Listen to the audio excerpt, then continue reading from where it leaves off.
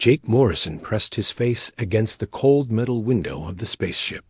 Outside in the darkness, a huge alien ship floated like a sleeping monster. It was 3 times bigger than their own ship and covered in sharp spikes that looked like the teeth of some giant beast. Red lights pulsed along its dark hull like a slow heartbeat. "That thing gives me the creeps," said Pete from behind him. Pete was the ship's engineer and had seen many strange things in space, but even he looked nervous. Jake did not feel scared. He felt excited. 3 months ago, humans had never seen an alien before. Now they were about to meet the most feared race in the galaxy. The Zephyrians were known across all the star systems as warriors who never lost a fight. They had conquered 17 different alien races in the past 100 years. "You sure you want to do this, Jake?" Captain Lisa Rodriguez walked up to them. She was a small woman, but everyone on the ship respected her. She had led them safely through many dangerous missions. The other alien races we talked to all said the same thing. The Zephyrians are not like us. They use fear as a weapon. They break people's minds before they even start fighting. Jake turned away from the window. "Someone has to go, Captain." The Zephyrians asked for 1 human representative to board their ship. If we say no, they might think we are weak or rude. "But why you?" Lisa asked. "You are just a lieutenant." "Maybe I should go, or Commander Brooks." "Because I want to go," Jake said with a smile. How many people get the chance to meet aliens that everyone in the galaxy is afraid of? This is the adventure of a lifetime. Pete shook his head. "Adventure? Jake, these aliens have turned entire planets into graveyards. They collect the skulls of their enemies." The bird-like Altrians told us that just hearing a Zephian's name makes their children have nightmares. Jake had read all the reports. The Zephyrians were indeed scary. Their leader, war leader Kethvara, was described as a giant covered in scales and claws. She could supposedly stare into someone's eyes and make them go crazy with fear. But Jake had also noticed something else in the reports, something that the other aliens seemed to miss. "Did you read the trade agreements?" Jake asked. "What trade agreements?" Pete looked confused. "The Zephyrians have trade deals with 12 different species. They buy food, art, and music from other worlds. They sell technology and protection services."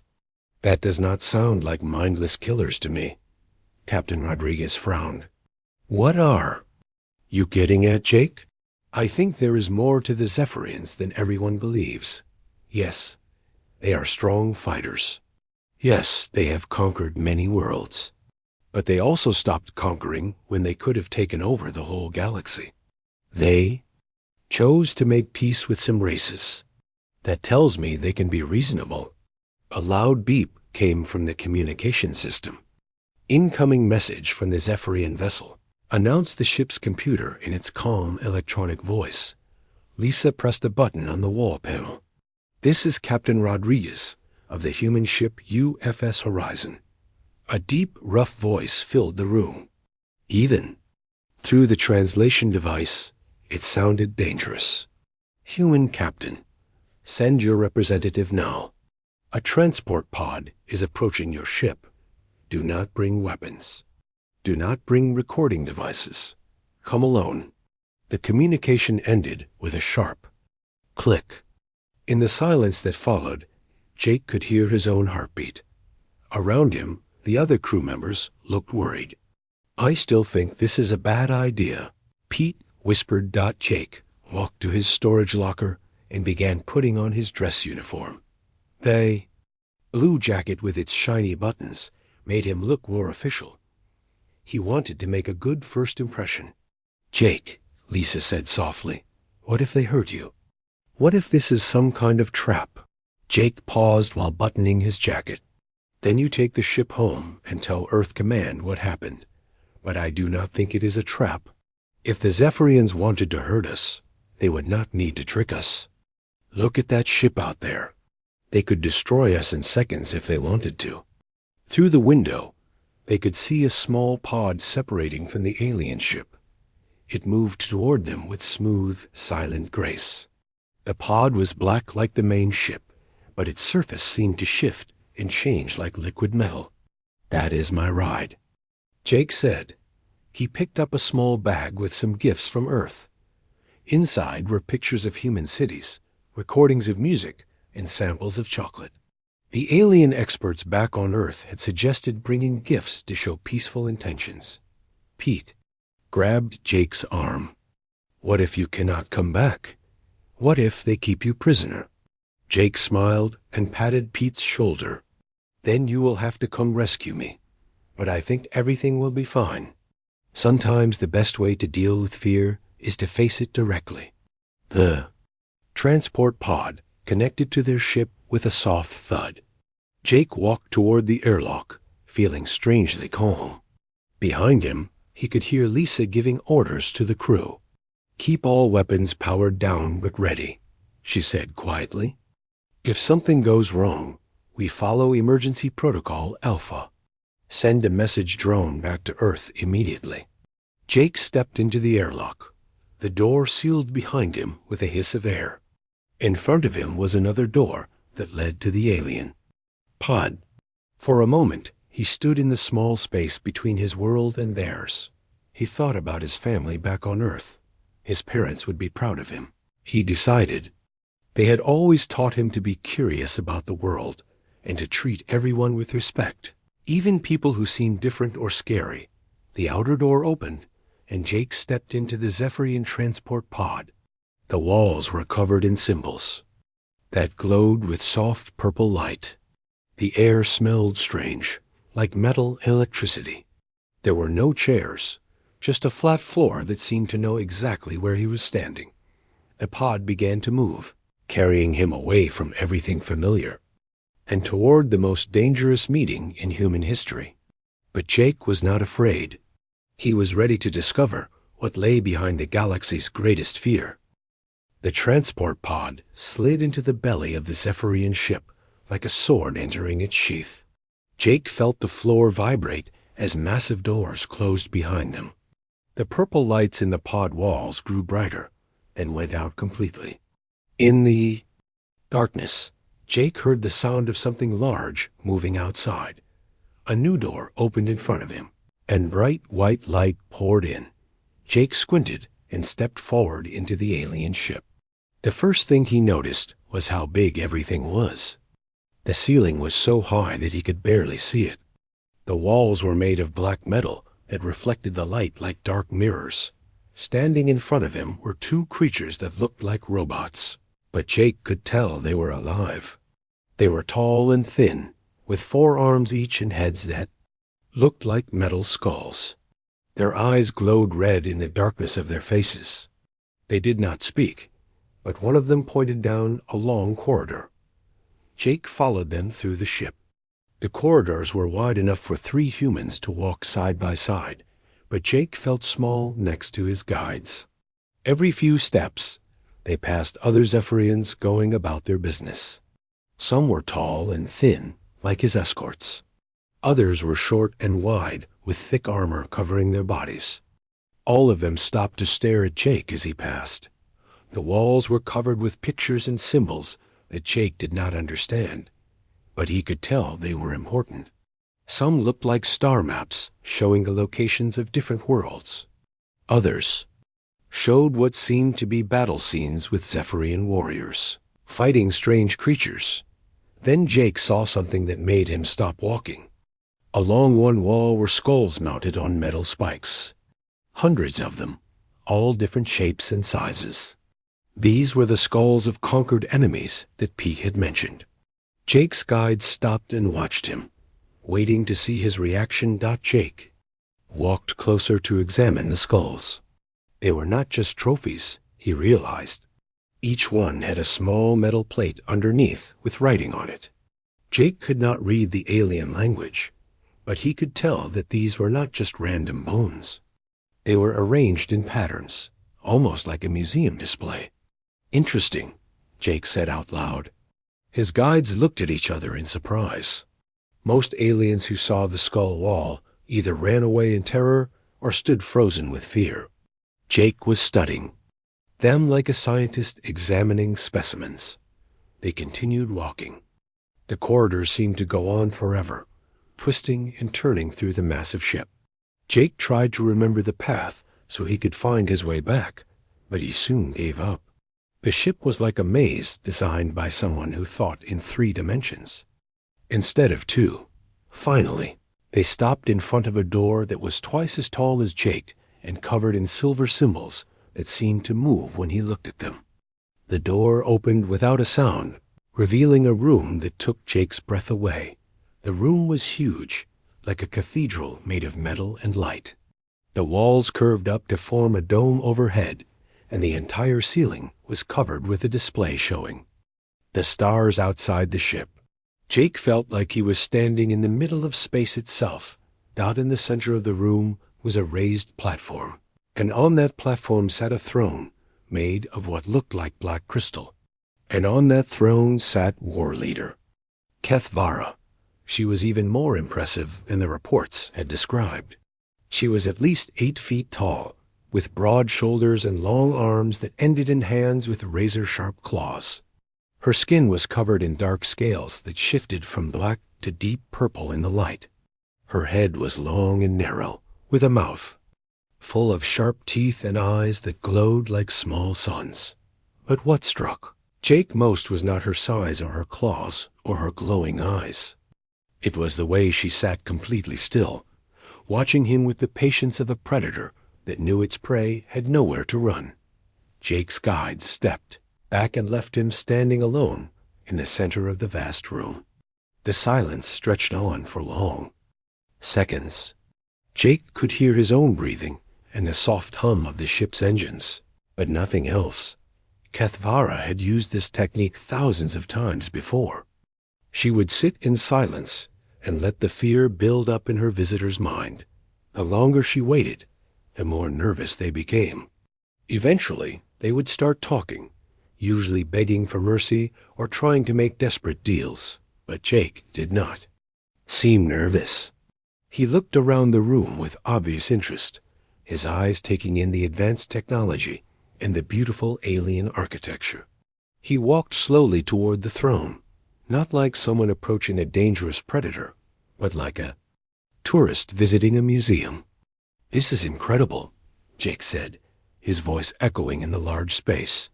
"Are those real-time star charts?" He pointed to displays along the walls that showed moving dots of light. And that holographic projection system must be incredibly advanced to create such detail. Kethvara felt something she had not experienced in many years: confusion. In 100 first contacts with alien species, no one had ever ignored her presence long enough to examine her technology. They were always too terrified to think about anything except their own survival.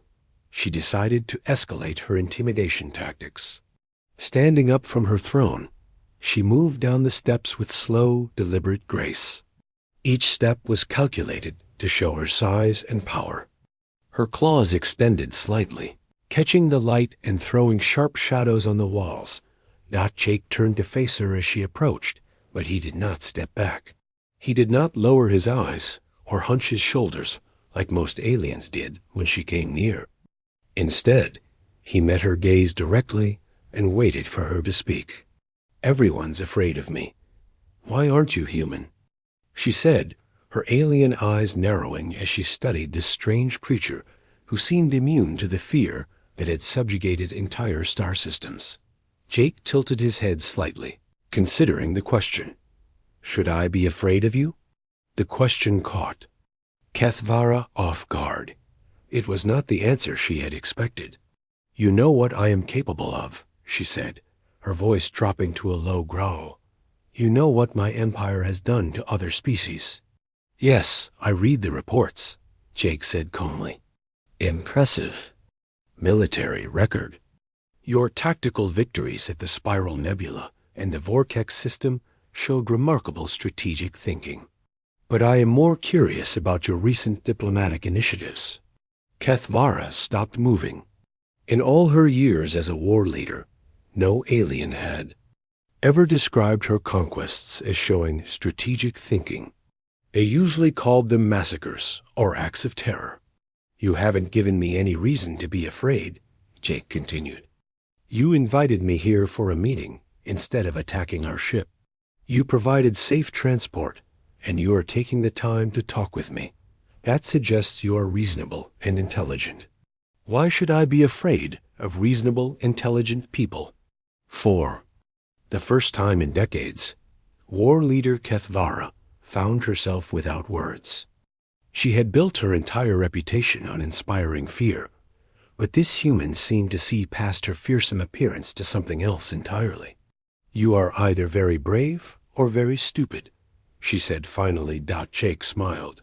Maybe I am both, but I prefer to think I am curious. Fear is often just a lack of understanding.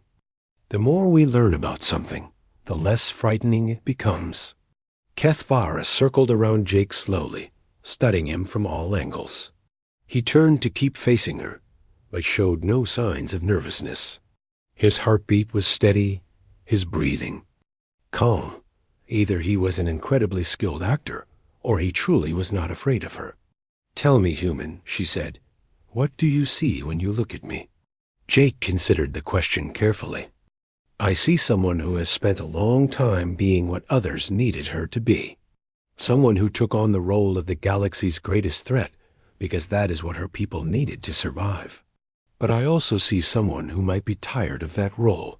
The words hit Kethvara like a physical blow. In a few sentences, this human had seen through the carefully constructed image she had spent centuries building. How could he possibly understand her so well when they had just met? Kethvara's claws dug small grooves in the metal floor as she processed Jake's words. No one had ever seen through her carefully built image so quickly. She had spent centuries perfecting the role of the galaxy's most feared predator. And this human had unraveled it in minutes. You think you understand me? She asked, her voice carrying a dangerous edge. You think you can read my mind after one conversation? Jake shook his head. I do not think I understand you completely, but I can see that you are more than just a conqueror. Your empire could have continued expanding, but you chose to stop. You could have destroyed every species you defeated, but instead you made some of them into trading partners. Those are not the actions of someone who only knows how to destroy. Kethvara moved closer to Jake, close enough that he could feel the heat radiating from her scaled skin. Perhaps we stopped because we grew weak. Perhaps we lost our will to fight. I do not think so, Jake said, still meeting her gaze without flinching. I think you evolved. You learned that there were better ways to achieve your goals than through conquest alone. The war leader's eyes flashed with something that might have been surprise. You speak of evolution as if it were a strength. Most species see change as weakness. Humans see adaptation as survival, Jake replied. We have learned that the strongest creatures are not always the ones who can fight the best. Sometimes, the strongest are the ones who can change when they need to. Kethvara turned away from Jake and walked to one of the star displays on the wall. She touched a symbol, and the display zoomed in on a section of the galaxy that glowed red with conflict markers. Do you know what this is? She asked. Jake studied the display. Territory markers. Those red areas show active conflicts. The void. Swarm, Kethvara said, her voice heavy with an emotion Jake could not identify. They are not like other species. They do not conquer for territory or resources. They consume everything they touch. Technology, knowledge, even the memories of living beings. Jake felt a chill run down his spine. The void swarm had been mentioned in their intelligence briefings, but only briefly. They were described as a nomadic species that avoided contact with other races. They are moving toward this sector, Kethvara continued. Our long-range sensors detected them following your ship's energy signature. They are drawn to new technology, especially fusion drives like yours. Jake's training kicked in. How long do we have? Hours, perhaps less. Kethvara turned back. To face him. This is why I demanded this meeting. Not to intimidate you or to make threats. I needed to know if humans were worth saving. The words hung in the air between them.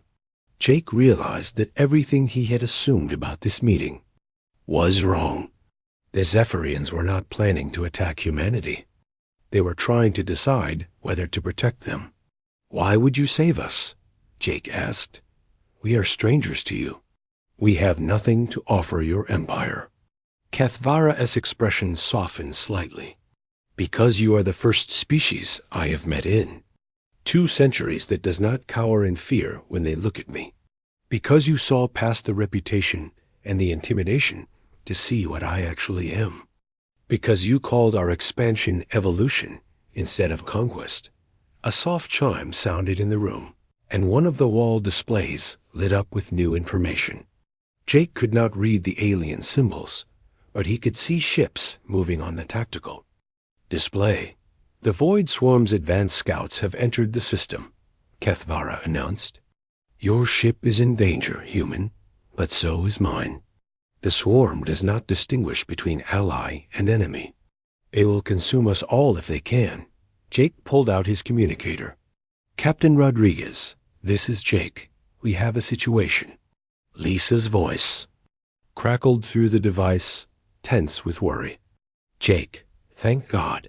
We have been monitoring increased energy readings throughout the system. Something big is coming. It is called the Void Swarm, Jake said. War leader Kethvara says they are following our ship's energy signature. We need to get word to Earth Command immediately. Already on it, Lisa replied. But Jake, even if we send a message now, it will take weeks for reinforcements to reach us. We are on our own.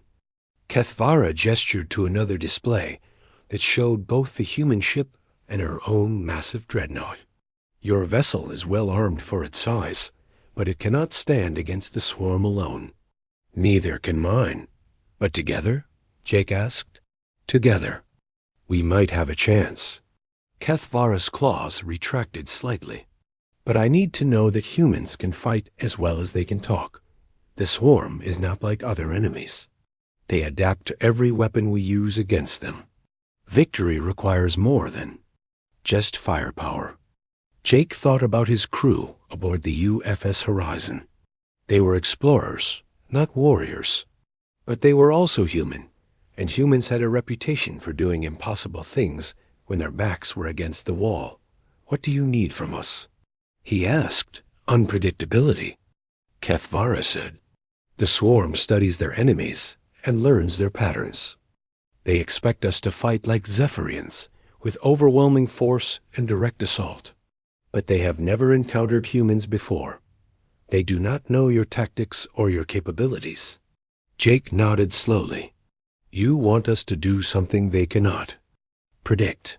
Exactly. But first, I need to know what humans are truly capable of. Are you warriors hiding behind diplomatic faces? Or are you diplomats who will break when the fighting starts? The question hit Jake like a physical blow. He thought about his shipmates, about the families back on Earth, about the future of humanity hanging in the balance. They were not soldiers, but they were human.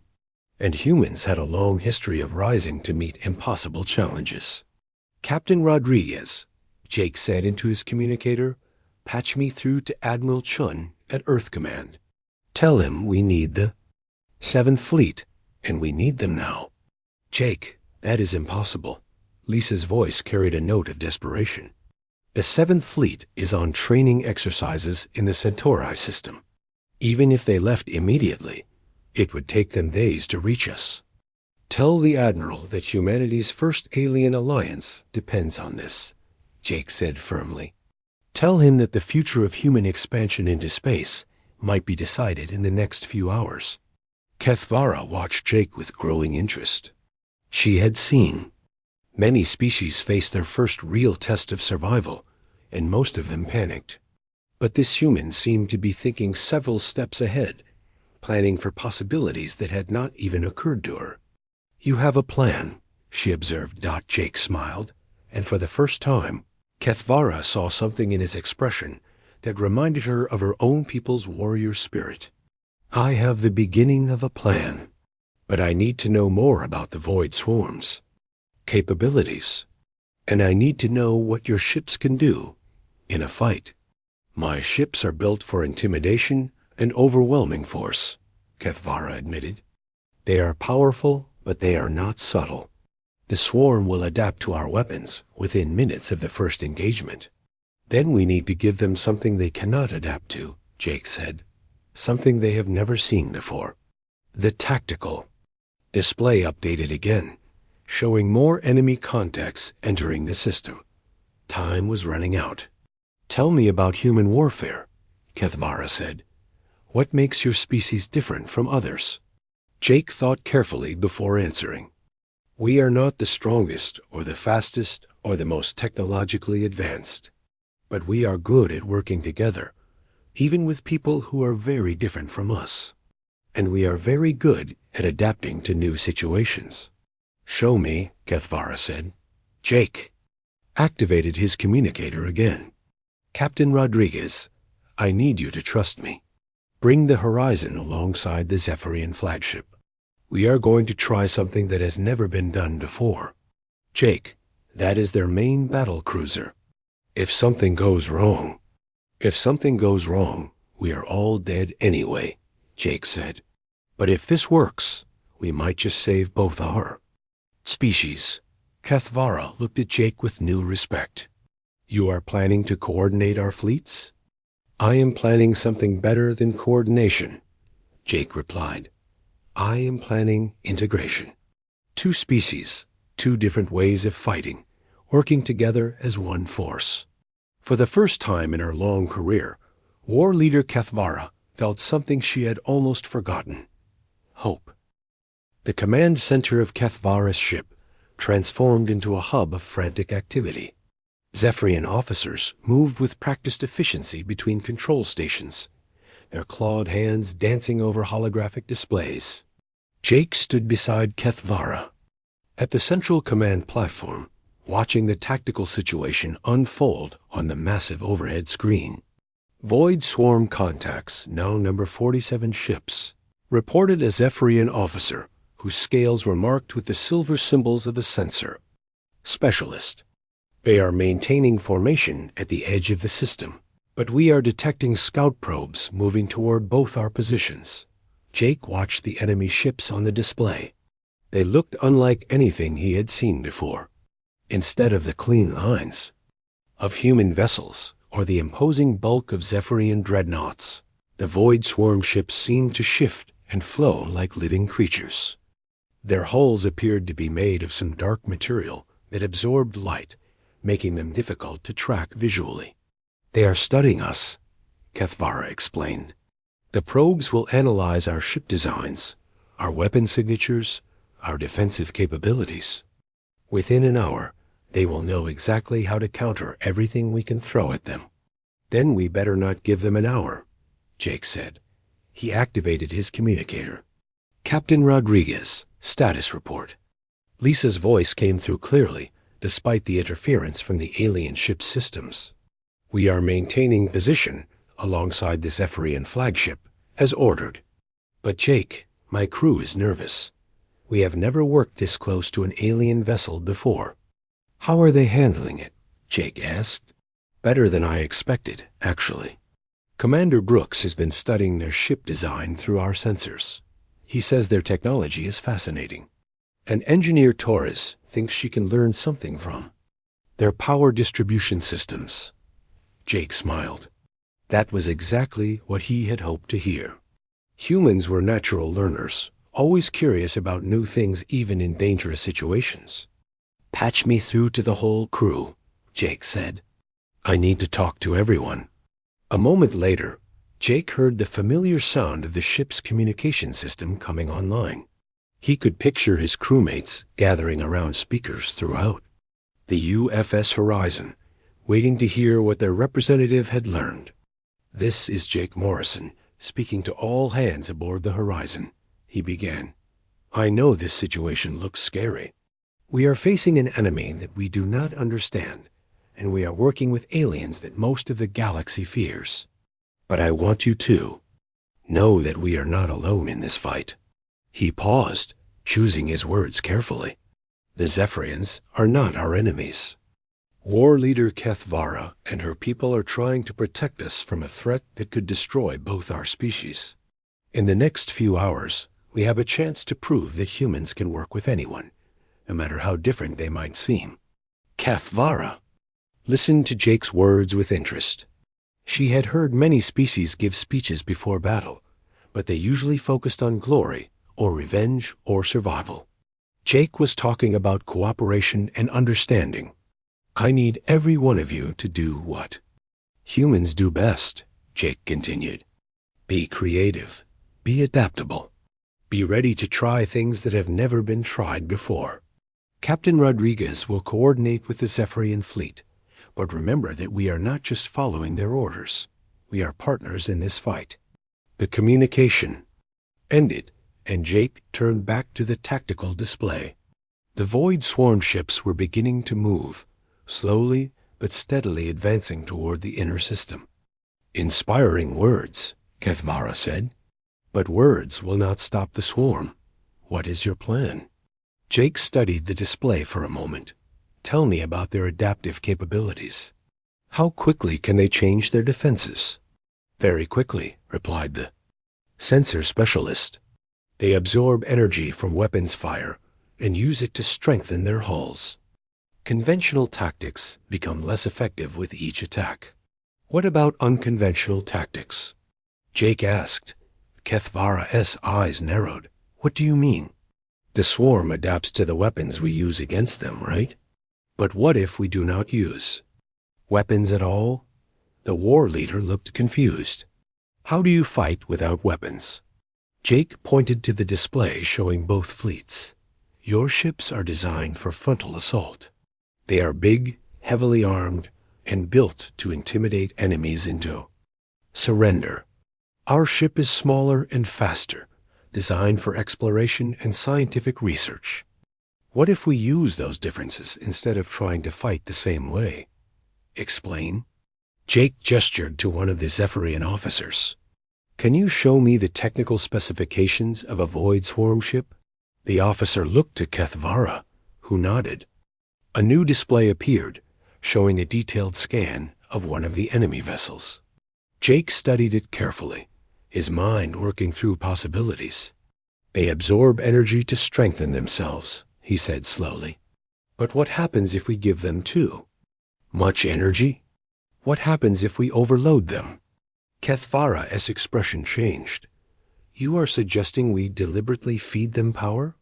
"I am suggesting we make them think we are feeding them power, while actually doing something else entirely." Jake turned to address the Zephyrian crew. "Do your ships have tractor beam projectors?" "Of course," Kethvara said. "We use them to capture enemy vessels." "And do your weapons have a non-lethal setting? Something that projects energy without causing damage?" The sensor specialist spoke up. "Our mining lasers can be set to low power. They are designed to break apart asteroids without destroying valuable minerals." Jake nodded enthusiastically. "Perfect. Here is what we are going to do. Your ships will engage the swarm directly, but you will use only mining lasers and tractor beams. Make it look like you are trying to capture them instead of destroy them." "That sounds like a good way to get ourselves killed," Kethvara observed. "That is where my ship comes in," Jake said. "While they are focused on absorbing energy from your ships, we will use our scientific equipment to do something they will not expect." He activated his communicator again. "Captain Rodriguez, I need to speak with Engineer Torres immediately." A moment later, a new voice came through the communicator. "This is Torres, Jake. What do you need?" "Maria, I need you to modify our main deflector array. Instead of deflecting space debris, I want it to emit a specific type of radiation burst." "What?" Kind of radiation? Torres asked. Jake looked at the Zephyrian sensor specialist. What frequency disrupts their adaptive systems? The officer consulted his instruments. Gamma radiation in the high-energy spectrum appears to interfere with their absorption mechanisms, but only briefly. Did you hear that, Maria? Jake asked. I heard it, Torres replied. But Jake, our deflector array was not designed to emit gamma radiation. If I modify it the way you are suggesting, we will only get one shot. After that, the system will overload and we will lose our main defenses. One shot might be all we need, Jake said. How long do you need to make the modifications? 20 minutes, maybe 30 if I run into problems. Jake looked at the tactical display. The void swarm was still advancing, but slowly. They had time, but not much. Do it, he ordered. And Maria? Make sure the radiation burst is powerful enough to affect multiple targets. We need to hit as many of their ships as possible. Understood, Torres said. But Jake, what happens after we fire? If this does not work, we will be defenseless. Jake looked at Kethvara, who was listening to the conversation with growing understanding. If this does not work, Jake said, being defenseless will be the least of our problems. Kethvara moved closer to Jake. This plan of yours is insane. You are betting both our fleets on a single experimental weapon that might not even work. Yes, Jake agreed. That is exactly what makes it unpredictable. The Void Swarm has probably encountered every conventional tactic in the galaxy, but they have never met humans before. They do not know that we are crazy enough to try something like this. For the first time since Jake had met her, War Leader Kethvara laughed. It was a deep, rumbling sound that seemed to shake the entire command center. Crazy enough, she repeated. Yes, I think that describes humans perfectly. She turned to her. Crew, prepare all ships for combat. Set mining lasers to minimum power and activate tractor beam arrays. We are going to give the swarm exactly what they want. And then? Asked the sensor specialist. Kethvara looked at Jake with something that might have been respect. Then we are going to show them why it is dangerous to underestimate the galaxy's newest alliance. The battle began exactly as Jake had predicted. The Void Swarm ships moved forward in perfect formation, their dark hulls rippling with anticipation. As they approached the combined human and Zephyrian fleet, Kethvara gave the order that would either save them all or doom them to destruction. All ships, commence mining operations, she announced over the fleet communication system. Not to any observer, it would have looked like madness. The mighty Zephyrian dreadnoughts, feared throughout the galaxy for their devastating firepower, opened fire with their weakest weapons. Low-power mining lasers reached out across space, striking the Void Swarm ships with beams of energy that barely scratched their hulls. The enemy ships responded exactly as Jake had hoped. Instead of returning fire, they began to absorb the energy from the mining lasers. Their hulls grew brighter and stronger as they fed on the power being directed at them. Within minutes, the Void Swarm vessels had adapted to become completely immune to the Zephyrian weapons. They are not even trying to fight back, observed the sensor specialist. They are just feeding. Jake watched the tactical display with growing tension. Everything depended on the next few minutes. Captain Rodriguez, what is the status of the deflector modifications? Torres is putting the finishing touches on the system now. Lisa's voice crackled through the communicator. She says 5 more minutes. Jake looked at the advancing enemy ships. They were getting closer with each second, their hulls now glowing with absorbed energy. We might not have 5 minutes. Kethvara stepped closer to the tactical display. The swarm ships are beginning to return fire. They have stored enough energy to power their weapons. Dark beams of energy lanced out from the Void Swarm vessels, striking the Zephyrian ships. But instead of the devastating destruction everyone expected, The beam seemed relatively weak. The swarm was holding back, not wanting to destroy their food source too quickly. They are playing with us, Kethvara growled. They think we are helpless. Good, Jake said. Let them keep thinking that. More void swarm ships emerged from the darkness at the edge of the system. The enemy fleet now numbered over 60 vessels, all of them moving steadily toward the human and Zephyrian ships. Jake, Torres's voice came through the communicator. The modifications are complete, but I need to warn you about something. This burst is going to use every bit of power our ship has. After we fire, we will be dead in space for at least 10 minutes while the main reactor restarts. Jake felt his stomach tighten. 10 minutes was a lifetime in space combat. But they had come too far to back down now. Understood, Maria. Stand by for my signal. Kethvara was coordinating our fleet's movements, positioning the Zephyrian ships to give the human vessel the best possible angle of attack. Your ship needs to be in the center of the swarm formation when you fire, she told Jake. The radiation burst will only be effective at close range. How close? Jake asked. Close enough that if your plan fails, you will not live long enough to regret it. Jake activated his communicator one more time. Captain Rodriguez, take us into the middle of the enemy formation. Full speed. Jake, that is suicide, Lisa protested. Trust me, Captain, this is going to work. The UFS Horizon broke away from the Zephyrian fleet and accelerated toward the void swarm ships. The small human vessel looked like a minnow swimming toward a school of sharks. The enemy ships barely seemed to notice it, focused as they were on draining energy from the larger Zephyrian vessels. Jake watched the distance counter on the tactical display. 5,000 kilometers. 4,000? 3,000.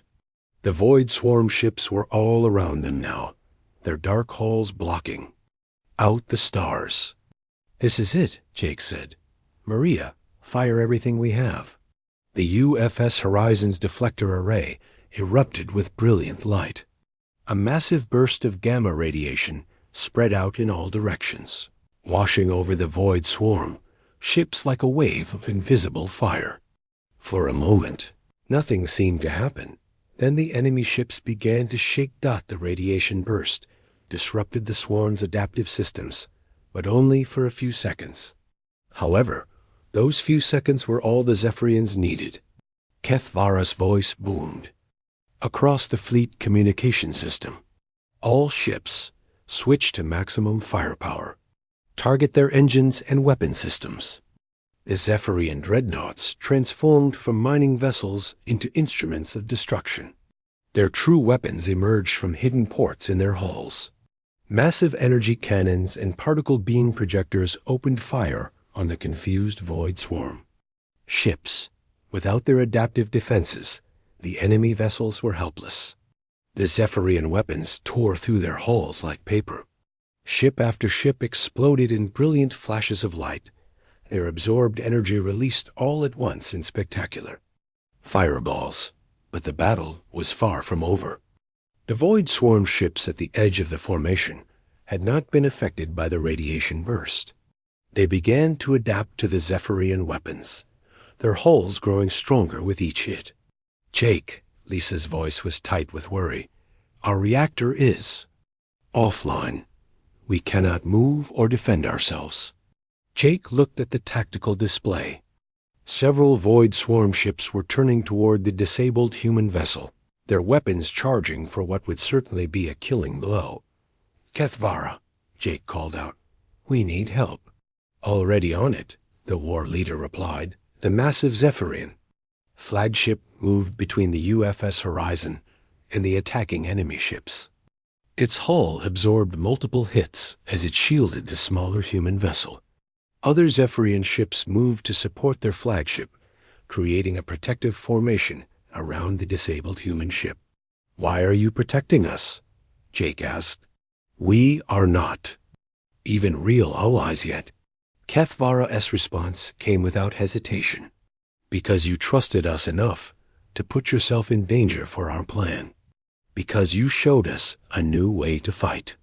Because you proved that fear is not the only way to earn respect. The battle raged for another hour. The Zephyrian fleet fought with tactics they had learned from watching Jake's unconventional approach.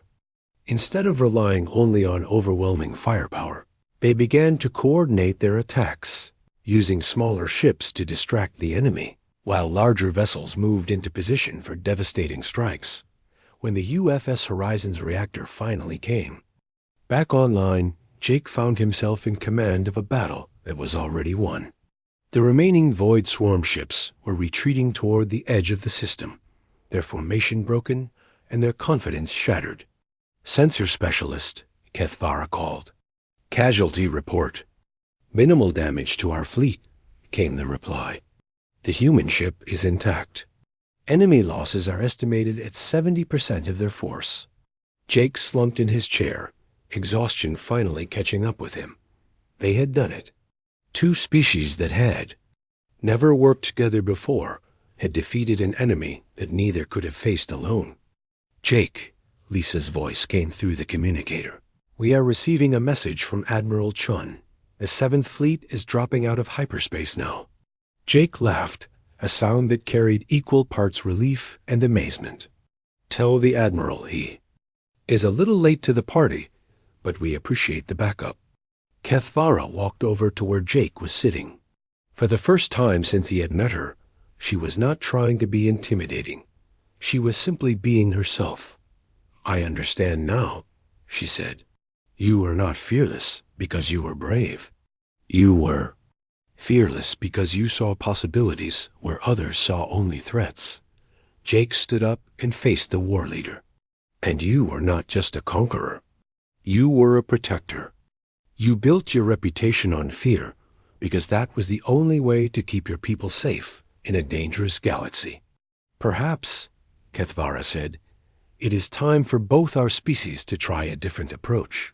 Jake extended his hand, a human gesture of friendship and respect.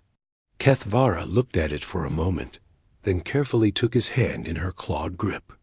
The Zephyrian Empire would be honored to call humanity our allies, she said formally. But I have one question. What do you call this? Approach to diplomacy and warfare? Jake thought about everything that had happened. The fear they had overcome, the trust they had built, the impossible victory they had achieved together.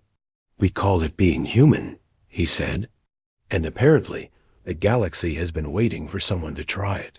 As the combined fleets prepared to return to their respective homes, both species carried with them the knowledge that something fundamental had changed.